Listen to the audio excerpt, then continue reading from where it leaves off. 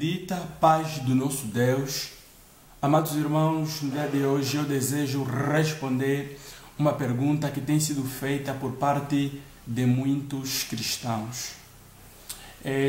Tenho visto perguntas como do gênero: como nós podemos interpretar ou mesmo entender o livro aos Romanos?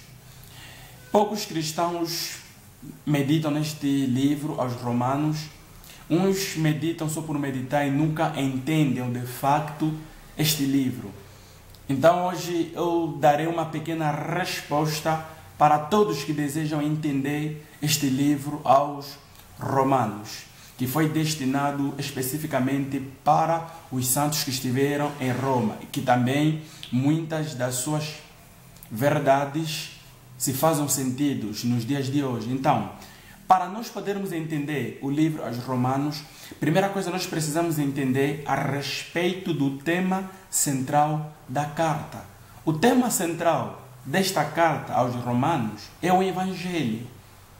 Romanos capítulo 1, versículo 1 e o versículo 9 e o versículo 15 a 16 vem apresentar isso. E outra coisa, precisamos entender o que é o Evangelho então. Isso nós vamos encontrar no capítulo 1, versículo 1 a 17. Nós vamos entender que o Evangelho é o poder de Deus para a salvação de todo aquele que crê. Então Paulo vem mostrar o que é o Evangelho. São as duas coisas primeiro que nós precisamos entender, para nós entendermos ou termos compreensão deste mesmo livro. Também precisamos ter noção, precisamos entender a respeito do capítulo 1, versículo 18, e a respeito do capítulo 3, versículo 20, que na qual Paulo vem apresentar por que os homens precisam do Evangelho. Então, para me compreender a respeito deste livro, também tenho que compreender essa questão. Por que os homens precisam do Evangelho? Os homens precisam do Evangelho porque sem o Evangelho todos os seres humanos estão perdidos. Sem o Evangelho todos os seres humanos estão perdidos.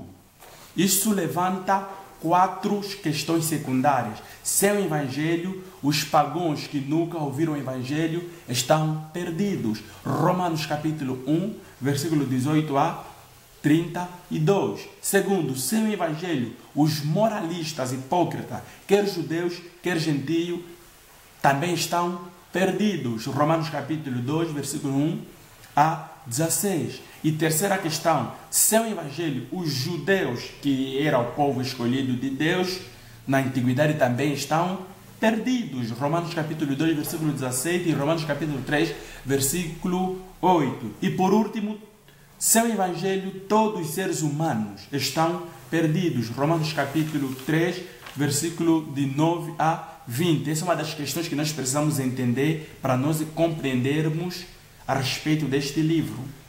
E outra coisa, para nós compreendermos o livro aos Romanos, é, de acordo com o Evangelho, como é que os ímpios podem ser justificados por um Deus Santo?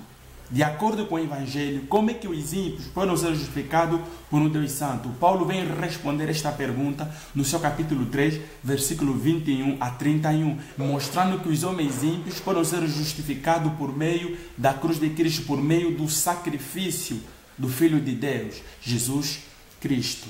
E outra coisa que também precisamos entender é, será que o Evangelho concorda? Ou seja, será que o Evangelho concorda com as Escrituras no Antigo Testamento? Claro que sim. Romanos capítulo 4, versículo 1 a 25. E outra coisa é, para nós compreendermos o livro aos Romanos, devemos também saber a respeito de quais são os benefícios da justificação para a vida cristã. Nós vamos encontrar no capítulo 5, versículo 1 a 21, Paulo mostrando os benefícios. Um dos benefícios que Paulo fala é a paz com Deus, é a reconciliação, é a alegria que nós possamos obter da parte de Deus, visto que a justificação é o ato de Deus legalmente declarar alguém justo.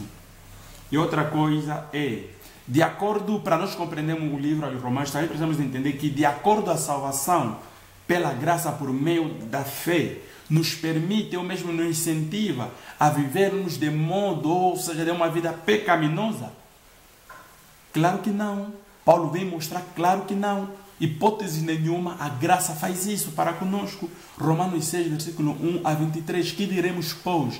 Permaneceremos no pecado para que a graça abunde cada vez mais? Paulo responde, de modo nenhum. Como, pois, viveremos para o pecado, se para o pecado nós morremos? Então, hipótese nenhuma, um salvo que foi salvo pela graça por meio da fé poderá, ou a graça poderá lhe incentivar a viver em pecado. Precisamos também compreendermos isso, porque se nós compreendermos estas coisas que eu estou a abordar, então nós vamos conhecer, nós vamos ter noção de facto que o livro aos Romanos ensinam para nós. E Paulo também vem mostrar qual é a relação entre o cristão e a lei. Para você entender o livro aos Romanos, também tens que compreender essa questão. Mas essa questão você vai compreender de acordo com Romanos capítulo 7, versículo 1 a 25.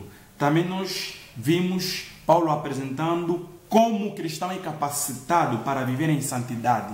Para nós compreendermos o livro, devemos também compreender essa questão. Isso nós vamos entrar no capítulo 8, no seu versículo 1 a 39.